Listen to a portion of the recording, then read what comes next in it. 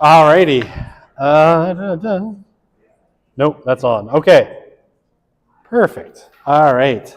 So, oh man, I realized we're really winding down the semester here. We're at the point where this week we only have one other day of class other than today. Friday is a day off. It's Good Friday, and then Easter Monday is on Monday. So we don't have we have class Wednesday, and then we don't have class for another week. So yeah, I mean it's quite the thing. We're very near the end of the semester.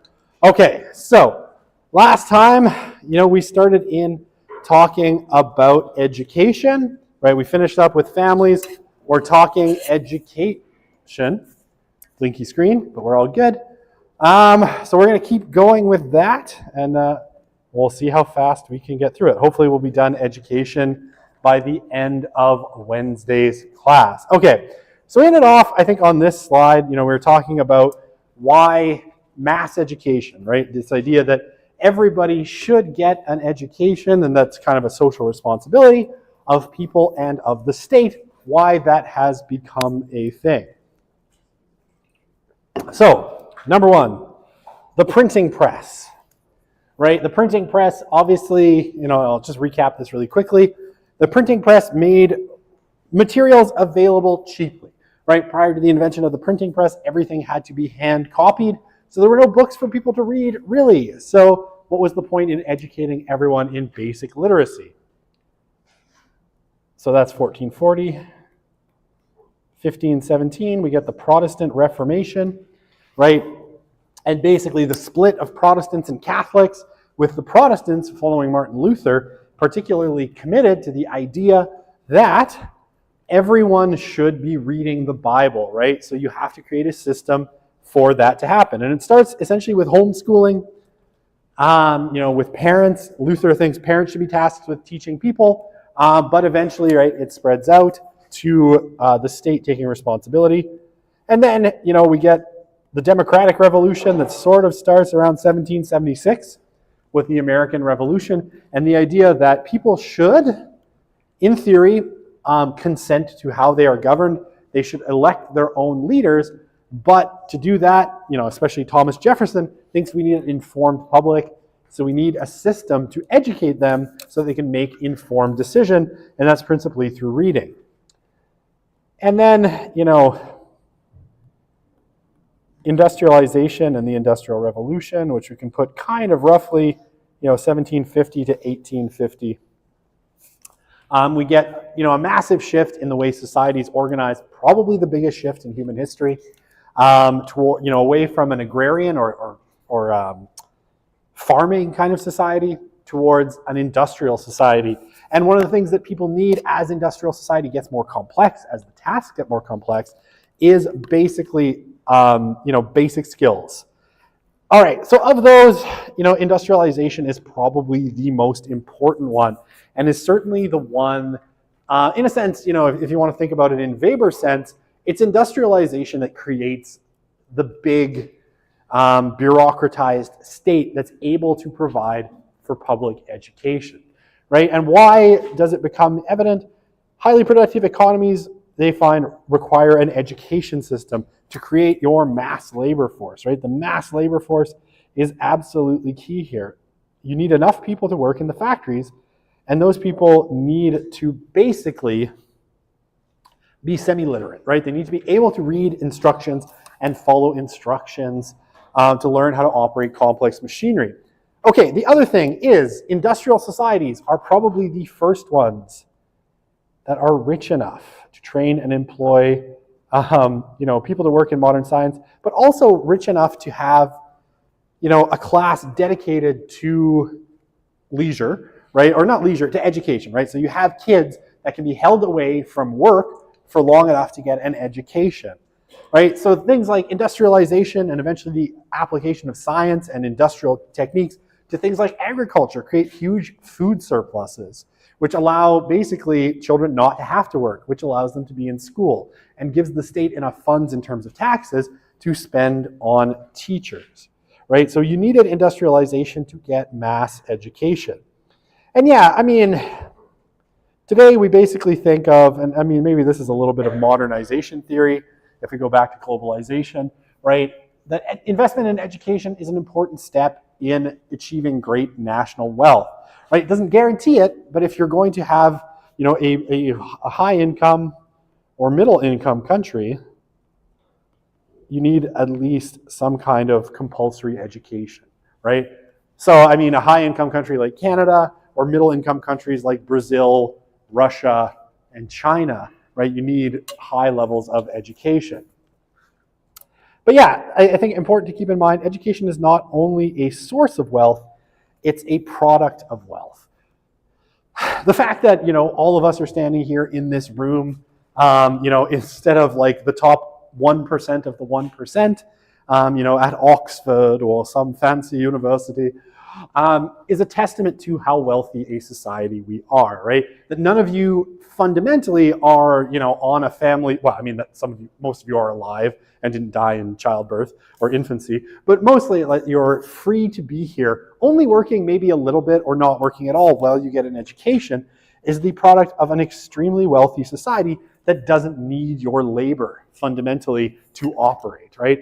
It says we'll get more value out of you in terms of production if we educate you first, but that entails, you know, somewhere between 13 and, you know, 17, let's say for an undergraduate degree, years of education, in large part at the expense of the taxpayer. And I know you all saw the fact that you're all getting a tuition increase in 2025, and you're like, well, it's more at my cost, but still, the taxpayer pays for a lot of what happens here. Not as much as we'd all like, but there you go. Okay, so,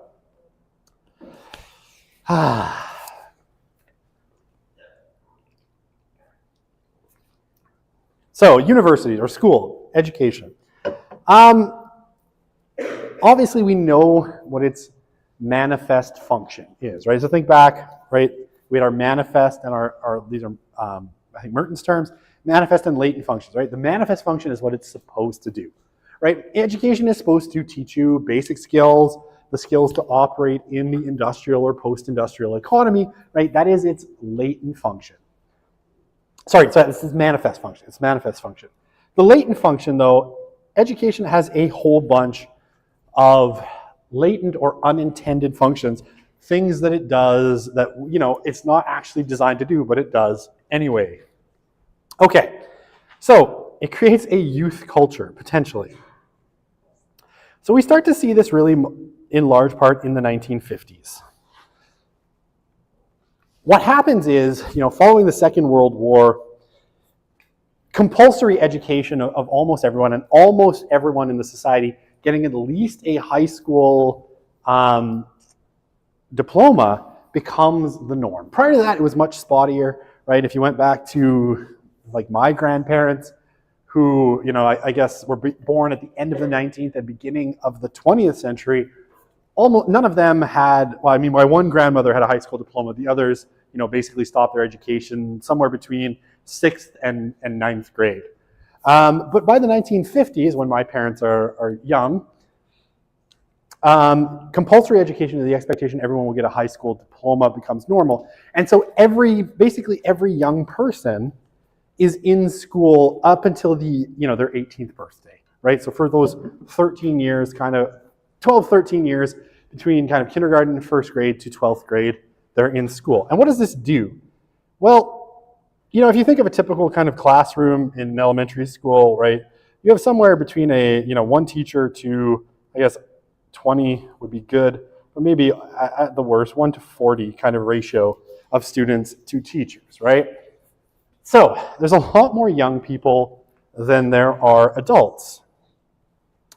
You jam a bunch of young people into sort of confined spaces, you have them all talking to each other all the time, and it generates certain youth cultures, right? And this is sort of where we get the idea of things like, you know, a generation gap, this idea that like older generations and younger generations don't know how to talk to each other. You know, my lovely 11-year-old son will tell me all the time that things are cap, I don't know what that means. And he said, when he wants to say yes, he says, bet. And I assume that means yes, but I actually don't exactly know. And this is the fundamental manifestation of a youth culture, right? You jam a bunch of young people together, they do things like they start to consume the same media. Oh my God, the constant battles with my 11-year-old because he wants to watch Has Been Hotel and Demon Slayer and all of these things that, as his parents were like, no.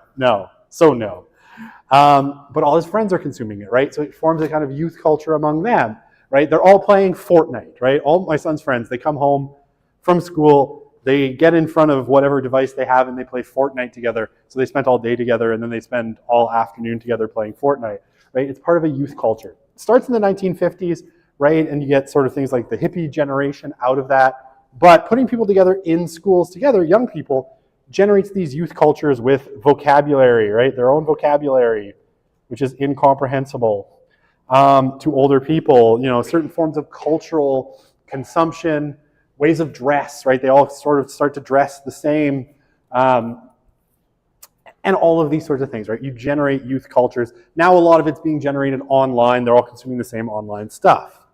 So youth cultures come out of schools, right? By jamming those young people together, having them spend the bulk of their days together, you get a youth culture out of it. And again, prior to the 1950s, youth culture as a specific subculture didn't exist in the same way because they didn't spend as much time together on average. Okay. Particularly universities, right? But I suppose high schools, back, if you talk about the baby boomers,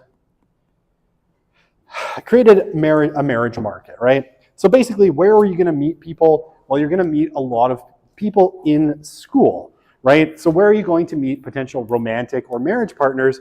You're going to meet them in school, right? Or wherever you happen to be. So they create what's called a marriage market, right? A place, or you could call it a mating market, since, y'all don't get married anymore. But a mating market or a marriage market, right? Now, what does it do also is it, basically leads to what's called assortative mating. That sounds like something birds would do, but no, it's actually, has to do with social class. Right, so if you're looking at, a cross-section of U of A students, right? You're generally talking about middle-class people, on the whole. For the most part, right? We obviously have people from the working class and the poor here as well, but the bulk of people who are attending university are going to be working class for a bunch of reasons. So one of the things that, say, you being in university and mingling with people, hopefully, maybe less now than in the past, but you go to clubs, you go, to do things on campus, you take classes with people, you meet maybe romantic partners, the chances are they are going to be from the same class as you. There's a good chance that they might be the same race and religion as you as well. Because we tend to religion. No. Cancel. No, I don't. Stop it. Okay, I erased everything I just did. Okay, but right, so we'll tend to be the same race and religion as well. Sorry, I didn't mean to do that. So if I hit keep, it stays there forever, and then I can only fix it by literally going on each slide and erasing manually. But it will tend to sort people by class, race, religion, because you're going to go to high school probably near where you live. Near where you live is probably going to be a lot of people who are same class, same race, same religion as you, right? If you go to university, right, you're talking middle-class people with middle-class values. So it's going to keep you all, kind of in relationships and marrying and mating with people in that same social class. Whereas, if you went to a poorer part of the city, that's more working class or poor, those people are going to be together. They're going to form those relationships. They're going to have similar values. I don't know, if you're going to NATE, right, you're going to meet different kinds of people, people who can actually fix things and are useful, as opposed to university graduates. I had to phone my friend again because something broke in my house, and he's a plumber, and I needed him to fix it. So I'm feeling sad about my abilities once more. He just has all the good tools. So anyway, right? Schools will sort us in a way so that we marry and make relationships with people who are similar. Okay. Create a custodial and surveillance system for children. Now, I actually don't know that that's a latent function. It might be a manifest one. But right, it's a place where my wife's a teacher, and my mom's was a teacher too. She's been retired now for 10 years. But one of the things that my mom always complained about was that some people treated school as a babysitting service, right? And she hated that. She's like, we're not babysitters. We're here to, teach them. But one of the kind of latent functions of schools is they're kind of daycares too, right? While people are off at work, earning a living, they need somewhere to send their children so that their children are cared for, and school serves that purpose, right? It's there to educate them, but it also makes sure they don't get into trouble. Okay. Creates means of maintaining wage levels, right? So it basically allows you to pass on certain schools of, or certain levels of earning, right, through what you teach people, the basic skills, so you know that the next generation comes out with sort of enough that they're going to maintain kind of their wage levels, right? That they're not going to decline in socioeconomic class because they don't know anything. And this one's kind of interesting because I think, we're seeing this, this is one of the accusations that you maybe hear from right-wing commentators, right? That universities make people woke. You've maybe heard that, right? I mean, if you haven't, then you're probably under some kind of rock. That basically, schools and especially universities can be the site for kind of revolutionary social change or revolutionary social ideas, right? That sometimes they create a kind of space where ideas can flourish, and ideas that might be opposed to the status quo, right? That universities especially can be places where those ideas are fostered and taught to the next generation, potentially leading to social change eventually. Okay, I need a question slide. All right, there's a question slide. No one has any questions. We're all good. Okay, so, yeah. We'll go. Whoa. Okay, sorry, I have a joke on the next slide. Okay, so the manifest function of school, right? What is it supposed, so what is it supposed to do?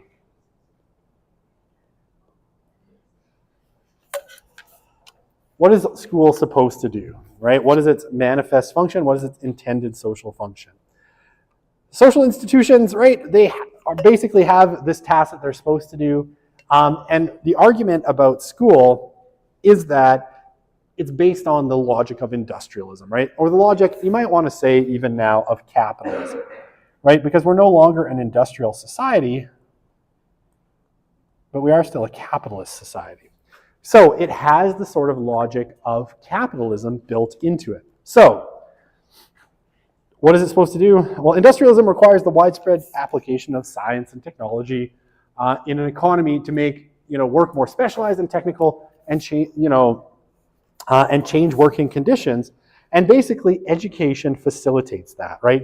It mirrors these trends and it facilitates them. It teaches you the skills you're going to need to function in the economy that you happen to live in.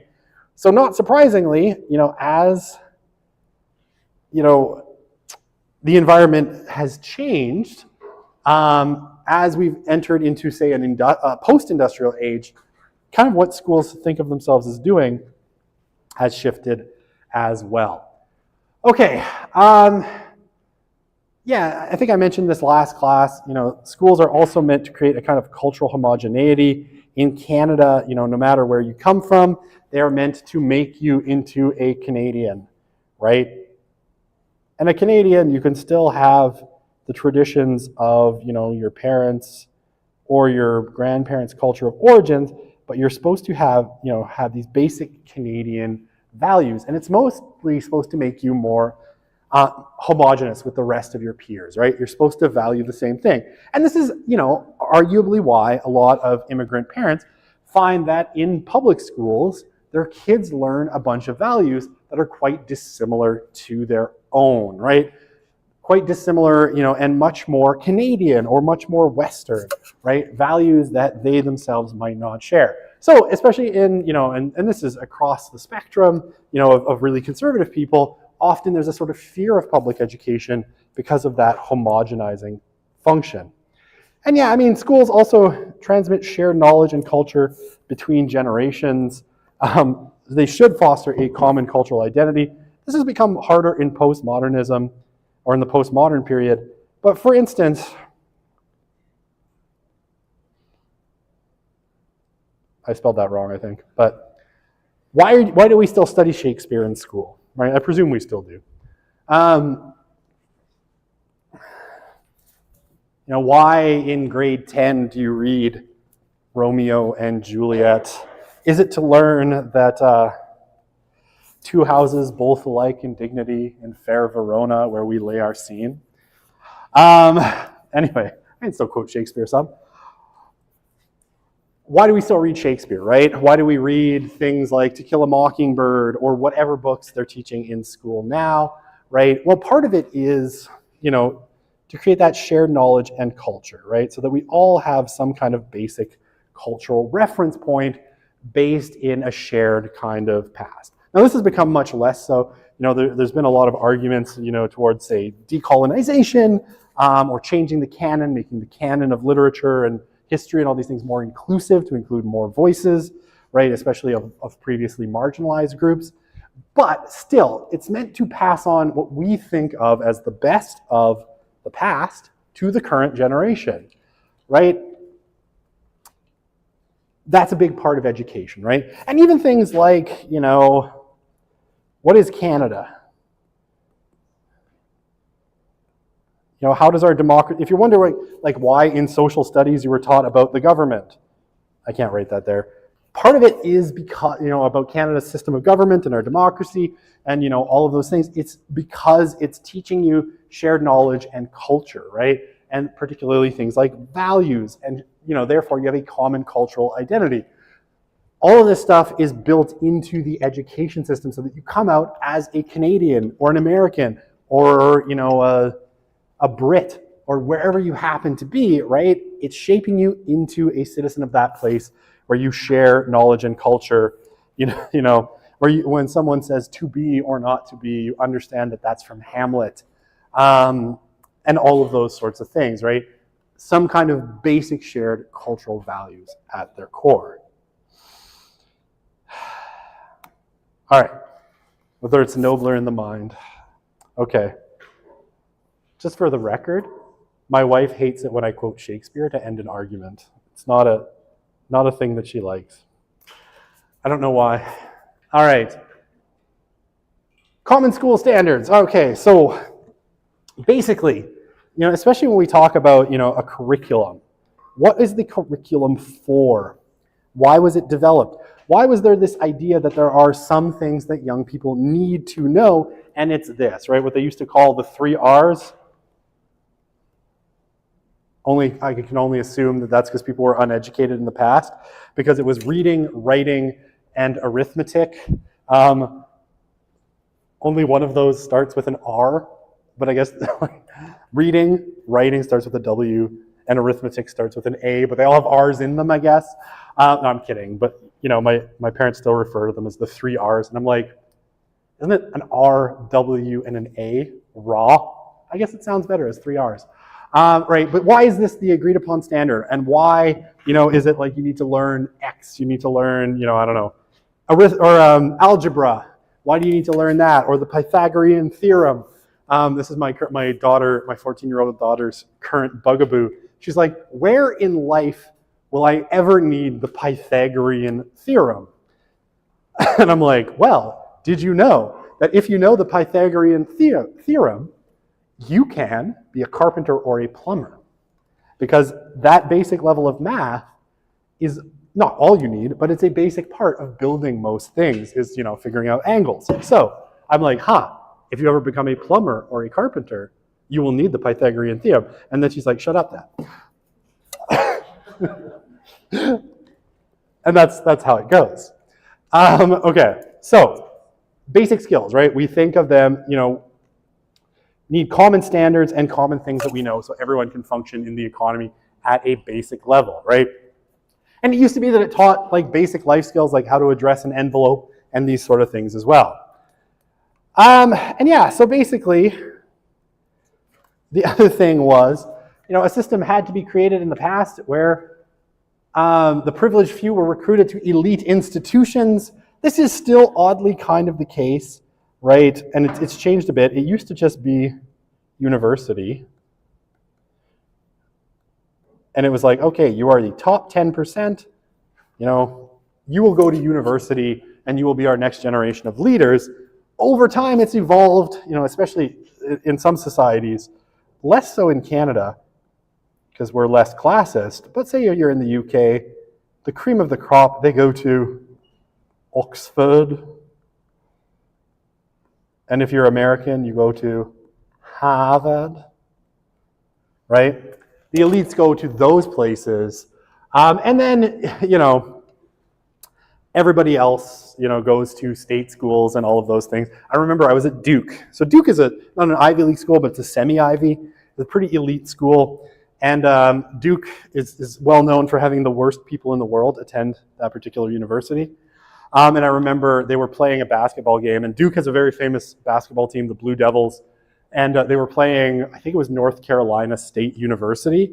And I went to the game because I was only been to Duke once. And I was like, oh, cool, I'll go see a basketball game. And the whole game, the fans, the students from Duke, were chanting, if you can't go to college, that's okay. I guess you can go to state. Right? Basically saying you guys go to a crap school. That's the kind of elitism, that you see at places like Duke. Again, not even an Ivy League school, but a semi-Ivy. So they're jerks, by the way, and they're well known for it. Okay, so basically this is how things typically work, right? You have people who go to elite institutions, and then, in the past it was sent out to the rural or peripheral regions to impose the uniform standards on students, right? This is what teacher college used to be, right? You went to Toronto or Ottawa in Ontario to go to teacher's college, and then you were sent out to be a teacher to impose those standards on people in rural areas. Now it's a little bit different, right? But it shares that same basis. Okay, how am I doing for time? So good. National solidarity. I don't know if they still do it, actually, because I haven't been in a classroom in a long time, aside from my own. But in the past, right, you had this big kind of focus on national solidarity, right? On creating citizens, like citizenship education. We don't think of it this way as much anymore because we're very individualistic. But citizenship used to be an important part of education as well. As public education grew, mass socialization shifted, to common sets of beliefs, especially around the nation state. Sorry, this is a really interesting book, and I'll talk about it very quickly because it's important. It's called Imagined Communities. It's by a guy named Benedict Anderson. It's probably one of the classics of social science. It's really interesting. But the core argument of Benedict Anderson's book is that nations don't really exist, right? That Canada doesn't really exist because there are no lines on the globe that separate Canada from America. It only exists in your head and the head of every other person who considers themselves Canadian, right? So you and I don't know what that beeping sound is. Is it just in my head? Okay. I'm like, am I having an aneurysm? Okay, that's good. You and Tom in Newfoundland, right?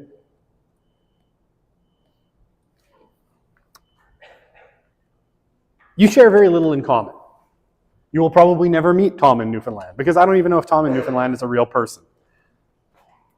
But both of you imagine that Canada is a real place and that you belong to it, and that somehow if you did meet, you would both know that you are both Canadian, right? And why? This is because national solidarity is beaten into us in things like media and in education, that this is what you are Canadian and this is what being Canadian means. So that we create Canada out of this idea that we get out of the education system. So again, I don't know if they still do this. They used to do this when I was a kid. Every day started with singing the O Canada, right? In school, we would all sing O Canada first thing in the morning, and that was part of the daily routine. And if you've ever seen American TV, right? And again, I don't know if they still do it, but it used to begin, the school day would begin with the Pledge of Allegiance, right? And so much so that I've seen it on TV so many times that I can recite the Pledge of Allegiance, and I'm not American. I pledge my allegiance to the flag and the republic for which it stands, one nation under God, indivisible, with liberty and justice for all, right?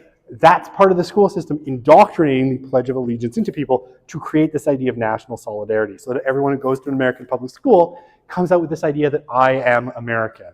Okay, when you start to hear something and then you can't hear anything else? That's that beeping sound in my head right now. Okay, so yeah, it promotes the idea of membership in a national community composed of individuals who are mostly strangers, right? So this is the imagined community of Benedict Anderson, right? They become part of the imagined community. So, your family comes over as immigrants to Canada. You go through the public education system, and again, you come out as Canadian. You're wearing a wool cap, but a toque. You love maple syrup more than artificial syrup, and you love hockey and all of those things. I know that's not true of everybody. Okay. Oh, this is the graphic that I wanted when I was talking about critical race theory, and I realized I have it here instead. Okay, so meritocracy, the education system, at least in theory, is based on meritocracy, right? Your rank and how far you will go and all of those things are based on, individual capacities fairly tested against a common standard, right? So when you have, in Canada, right, you have the PATs, right? Your provincial achievement tests, which contribute to, whether you go to uni or not. In the States, they have the SATs, right? Standardized tests, which along with your grades, determine what tier of college you get to go to. That's the idea of the meritocracy, right? The smartest people will go to the best schools because they did the best. Now, conflict theorists will say, and we talked about this with critical race theorists, that educational attainment and subsequent social rank are often, regulated by performance based on individual merit, but that not everybody, that's the idea we have, but not everybody has the same opportunity, right? Some people have an advantage. And so if you see this, this image, Jim has an IQ of 150, which is ridiculously high, but Seng also has an IQ of 150. But Jim will get to success more easily than Seng because he has enrichment programs, certified tutors, the best books money can buy, latest IT tools, and something of education, quality of education, I'm sure, or basic education at the bottom, whereas Seng only has basic education. So, that not everything is equal, right? Some people start ahead in the race of life, and because in this case, right, parents have more resources to give Jim all of these things, Jim gets, to the top more easily. So the meritocracy, right, is predicated on where you live, where you went to public school, the kind of resources your parents have, all of those kinds of things, and a bunch of other things that have nothing to do with how hard you work or how smart you are. Okay. Pardon me. Wow, I did not have a question slide in some time, but people are not asking questions, so it all works out. Okay, so economic barriers to higher ed, as you're finding out, and as it was announced recently in the tuition increases, right? Higher ed in Canada, it's a little bit different in Europe, though Europe has different ways of controlling class structures. It's expensive, right? And it's getting more expensive over time. Higher education in Canada, the US, requires, students and their families to shoulder significant financial burdens, including, rising tuition fees, residence fees, and so on, right? The US is even worse, right? If we look at America, right? If you look at the kind of, if you look at the average kind of school, like a state school, you're talking about $35,000 a year of tuition.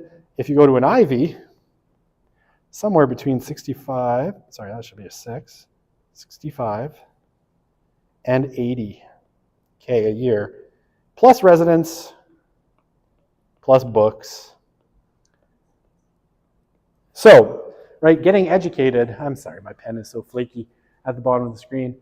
Getting an education is really, really expensive. And in some ways, right, this fundamentally affects how much education people can attain, where they can go to school, right? And especially if you live in a society like the UK or the US, where, if you go to Harvard,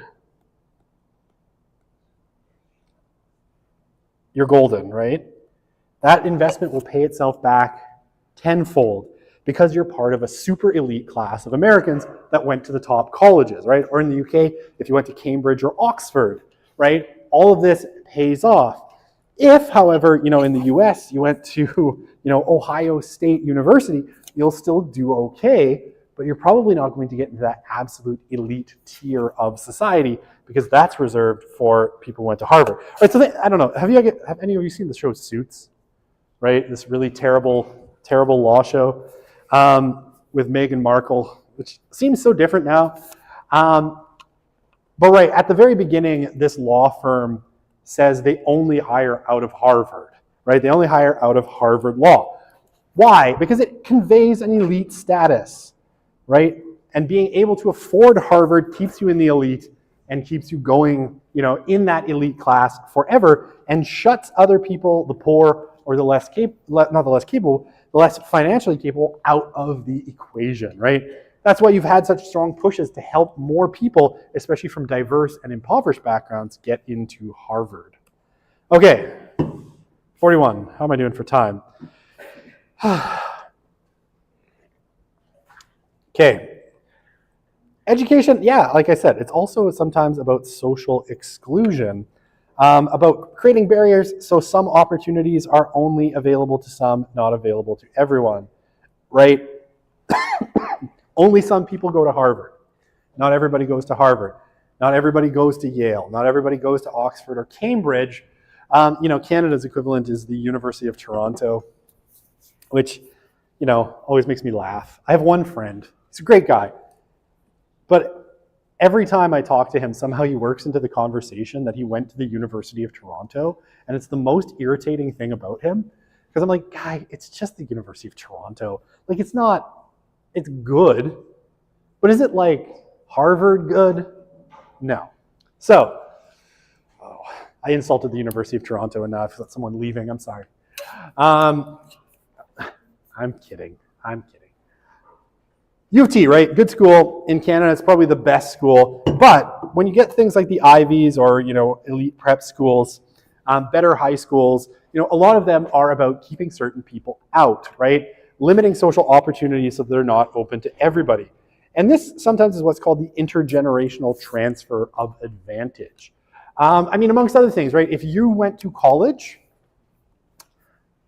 or you're more likely to go to college if your parents went to college.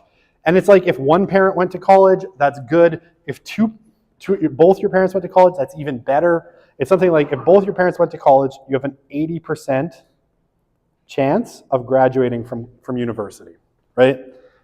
If only one of your parents did, it drops down to about 65. And then stuff like for each additional year, plus 1 year of university, your children are 5% more likely to attend and complete university. So the more school you have, you transfer that advantage to your children, right? And they call that the intergenerational transfer of advantage.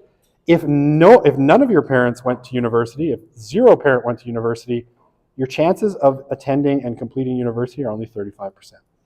So, intergenerational transfer of advantage, right? Best jobs go to those who have a university education, right? If you remember, they're employed at a higher rate, they make more money. But if your parents did not go and get a university degree, your chances are only 35% on average of completing a university degree. Okay, how am I doing for time? I'm still doing okay. Okay, where to start here? Other things that are excluded, right? Sometimes what's called subjugated knowledges, and this is a term that we get essentially from Foucault. But I guess Baudrillard, Bourdieu as well, Pierre Bourdieu. Again, not this, man, Bourdieu. That's an X, sorry. Bourdieu. So what is subjugated knowledge? Basically, one of the things that both Foucault and then Bourdieu, who followed Foucault, argued about education is that basically education, because it comes typically from the state or from some state-aligned organization, essentially privileges the knowledge of the dominant elites, right? The dominant groups. And basically, they selectively devalue or ignore other forms of knowledge, other ways of knowing, other ideas, right? Exclusion occurs by disregard of the knowledge possessed by minority groups. So, sometimes you might hear this kind of, referred to as, the curriculum that we have is all full of dead white men, right? That's a sort of articulation of the fact that there is a bunch of subjugated knowledge that isn't being taught to people because it doesn't come from the dominant majority, right? So think about it this way. Like historically, for Canada, and hopefully that's changing. Okay, actually, let me rephrase this, right? If you've heard anything about, decolonization, right? Or decolonizing the curriculum, which is a big initiative that the university is trying to undertake, following the recommendations of the Truth and Reconciliation Commission, right? Decolonizing the curriculum is all about subjugated knowledge. It's about things like the fact that, the history of Indigenous people in Canada, though it goes back tens of thousands of years, often histories of Canada start with, Jacques Cartier and Samuel de Champlain and the European colonists, right? Essentially, Indigenous history matters only when it encountered Europeans, right? And none of the other history of Indigenous people is really taught. Ways of knowing, right? The curriculum privileges things like, like rationality. Let me put it here. Rationality, the scientific method, rather than, say, indigenous ways of knowing or traditional ways of knowing, right? Or indigenous knowledge, right? Iwik, indigenous ways of knowing, right? These are all what Bourdieu and Foucault would call subjugated knowledges, right? Or even like, for the longest time, a little known author was not taught, Jane Austen, obviously not a little known author, right? The author of Pride and Prejudice. But for the longest time, she was not included in English curriculums because she was a woman, right? And she wasn't held to compare with Dickens and Shakespeare and blah, blah, blah. So subjugated knowledges, right, are about, whose voices are excluded by curricula, right? And curricula exclude a lot of voices because it's the choice of the elites who they include. And part of the process of kind of the postmodern moment has been about, things like decolonization and bringing in these kinds of knowledges that have been excluded in favor of, again, to put it kind of colloquially, dead white men. Okay. I got 3 minutes. I can do one more point. So, credential inflation. This is another thing that, is happening in education, and it is a problem, right? So credential inflation is basically what happens when it takes you more and more credentials to get, especially into the job market or to advance in the job market. So increasingly, right, the basic qualification for most jobs is a bachelor's degree, right? A BA or a BSc, typically. Now, that doesn't mean that these jobs actually require this, but the basic kind of thing you need to get your foot in the door is this. And this has been going up over time. If you went back to the 1980s, it was a high school diploma, right? Now, I'll tell you, like right after I got out of school on my first degree, I didn't go right into a master's or PhD. I worked for 3 years. And I spent the bulk of that working at a hellish establishment known as Enterprise Rent-A-Car. Possibly the worst thing I've ever done in my entire life is, washing cars in the 30-degree heat wearing a full suit and tie. Might have been the worst thing in my whole life, and I'm still traumatized by it. Just 2 nights ago, I had a nightmare where I was still working there. So it's still fresh in my mind, and I left there like 15 years ago. So To work there, I needed a BA, right? I needed some kind of bachelor's degree because they only hired people with post-secondary degrees. And this is what we call inflation, right? Now, frankly, a monkey with a traumatic brain injury probably could have done that job. It did not require any great intelligence, but fueled by professionalism, you know, this idea that members of an occupation insist people earn certain credentials to enter it, right? And we see this all over the place. We see it increasingly in lots of fields. You know, by professionalizing fields, you need more and more education to get your foot in the door. All right, I'm out of time, but I finished this slide. So we'll pick it up here on Wednesday, and I think we'll get through education. I think we will do it. We will do it. And it will be grand. Awesome. Yes. Good times.